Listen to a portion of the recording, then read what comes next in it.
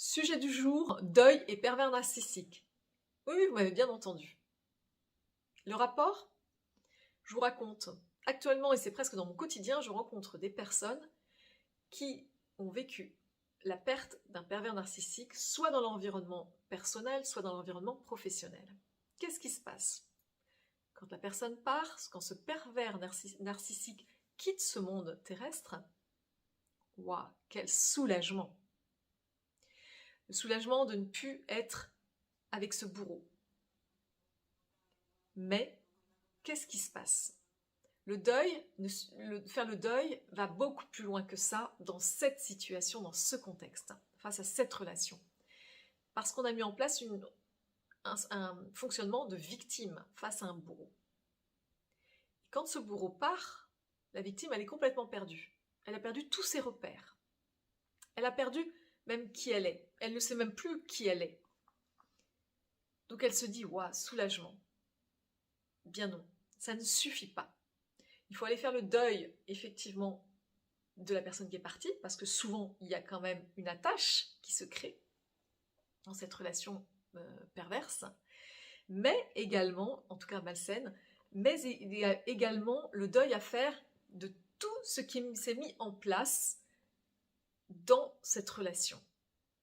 Donc des schémas de pensée, des schémas comportementaux, des schémas émotionnels, des croyances, parce qu'on a fini par se dire qu'on est responsable de cette situation. On a fini par se remettre en cause, à douter de soi. C'est comme une autodestruction qu'on s'est infligée pour se protéger de cette relation, pour se protéger de cette personne toxique.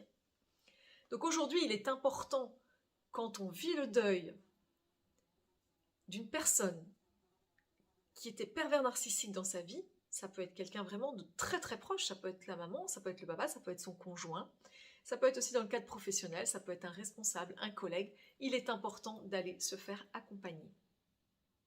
On va accompagner effectivement à libérer toute la souffrance qui s'est mise en place depuis un moment, parce qu'en général ce sont des relations qui durent longtemps, qui sont intenses, qui sont destructrices. Et il faut vraiment aller travailler sur l'aspect effectivement mental, l'esprit, mais pas seulement. Il faut aller aussi travailler au niveau énergétique, sur le plan physique, également sur le plan émotionnel. Il faut retrouver cette dignité. Et elle ne passe que par un travail, que par un accompagnement. Et c'est ce que je propose à travers mes accompagnements.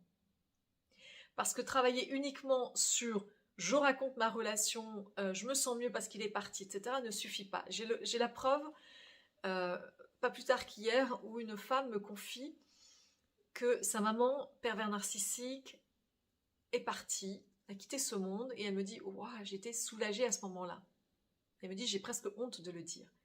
Par contre, je lui dis « Et votre sommeil, comment va-t-il » Elle me dit « Je ne parviens pas à dormir. Je suis réveillée plusieurs fois par nuit. » Et surtout, ma mère revient en permanence dans mon sommeil, dans mes nuits, dans mes pensées. Elle hante mes nuits. Oui. Parce qu'elle a fait le deuil finalement du départ de sa maman, mais elle n'avait pas fait le deuil de cette relation perverse qui s'est mise en place. Et elle me dit, je ne comprends pas parce que finalement j'ai été chez une psychologue, j'ai été vue pendant des mois, j'ai été changée, Oui, mais ça n'a pas été travaillé sur le plan physique, ça n'a pas été travaillé sur le plan émotionnel. Et nous sommes des êtres multidimensionnels. Et ça va impacter beaucoup de choses, cette relation. Ça va impacter les yeux ont mémorisé des choses.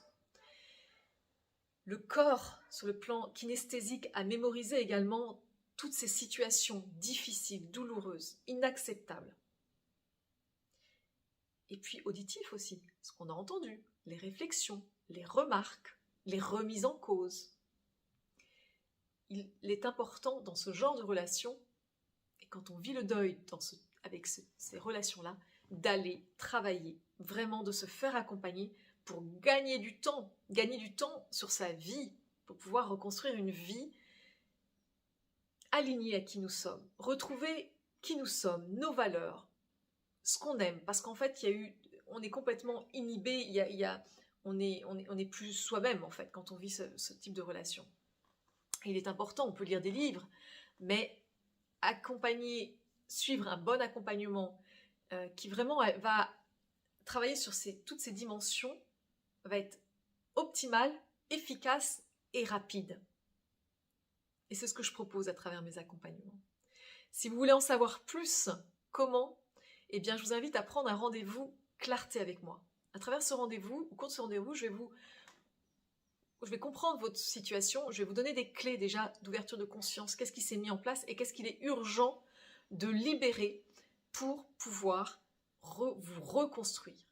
J'ai envie de dire, avant de reconstruire une vie, c'est se reconstruire. Et quand on se reconstruit, là, on peut reconstruire sa vie. Mais ça passe par l'étape de la reconstruction individuelle, personnelle. Je vous laisse prendre rendez-vous avec moi pour cet appel clarté, avec grand plaisir d'échanger avec vous. En attendant, prenez soin de vous et écoutez votre cœur. À très vite.